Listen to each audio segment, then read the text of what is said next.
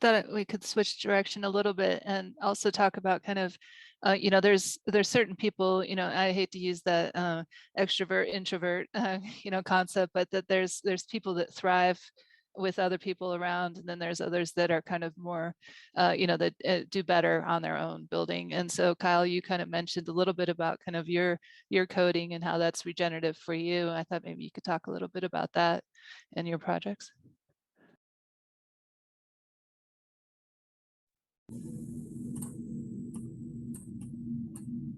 Yeah.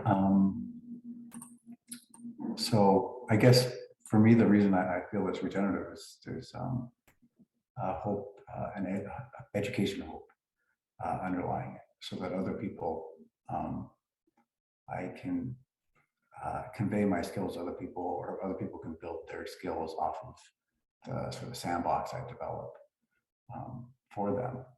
So one of the aspects of that is people feeling they actually have agency. And so thinking on an engineering level, the computers that we physically have, I think that we've kind of bought into this narrative that some remote, almost like a puppeteer, has more control over our physical space than we do. And so when we go to Facebook, right, that's something that's far away, even though we're actually accessing that website in our home, in our personal space.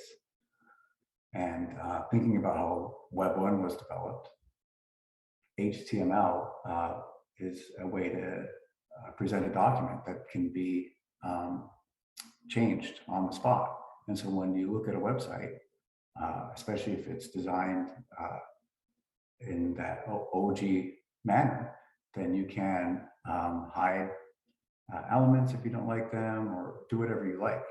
And that's one of the things that like ad blockers and stuff do just automatically for us. But I would just love it if we got better at literacy. We have fully saturated literacy for natural language. And if we think about our grandparents and great grandparents' generation, that wasn't the case. There were very few people who were literate. If we have that for program language, that also takes program language being easier to understand, so more like natural language, which is happening with abstractions, then people will feel like they have more agency with the devices they have in their home, and they are okay with modifying whatever they decide to download to what works best for them. And then the other aspect of it that's very important is that we also have the ability to upload. So people don't think that they can be their own servers, that they can host their own websites. And when people do that, they host their own websites through a cloud. So they use something that's remote, and then they just tell their remote how to engage with it. But and which is important for scaling. So if there's a large company, or someone that wants to be a large company, then yeah, of course we do need those cloud services, because well, I can't individually host millions of people with my personal device.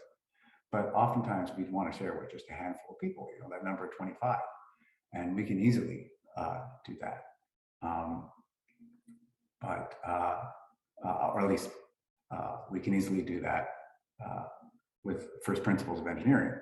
But the way that we have routers structured, it's very hard to port forward, and all these other frictions that are absolutely unnecessary.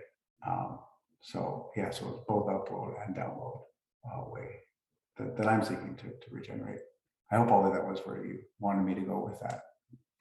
Yeah, and also, I mean, I think it's really interesting to, hear these stories about a 10-year-old that built a smart contract, or, and it made, and made some NFTs and those sorts of things, and so, these 12-year-olds talking about, oh no, I'm never going to, cash out to fiat, he says. So, I think that's very interesting that, it could be any age, from anywhere in the world that has internet access and access to a computer, and that they could build these contracts, build these interesting forms, and feel like they have some control where maybe they don't in their home, or in their community. So yeah, Raspberry Pi is also very good with that.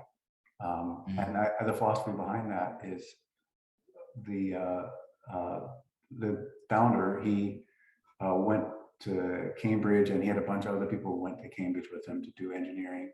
And they all came out of this hobbyist perspective, where there were 10-year-olds who had these really simple computers, and that's how they did it. So it's natural for them to go to university to continue it. But then when he became a professor, he saw that a number of applications went down. And so his idea was, if we build these hobbyist devices again, then then that'll just automatically will have more people join up. And it seems like his thesis is proving true. And one of the key things with Raspberry Pis is that they have to be very cheap. So if a child breaks them, they're not bricking a $2,000 computer, they're bricking a $10 computer. But yeah, this combination of kids being able to throw something on a smart contract, and then that's distributed cloud is really cool, permissionless, and then also in the actual loci physical space, these Raspberry Pis and other devices like that. I think there's actually a really bright future for young engineers ahead of them. And the final thing is for water consumption, these large server farms are very, they hog a lot of it. And if we separate these chips just in physical space, we won't need to cool them down as much, because just the air will do that. So I also think that's important.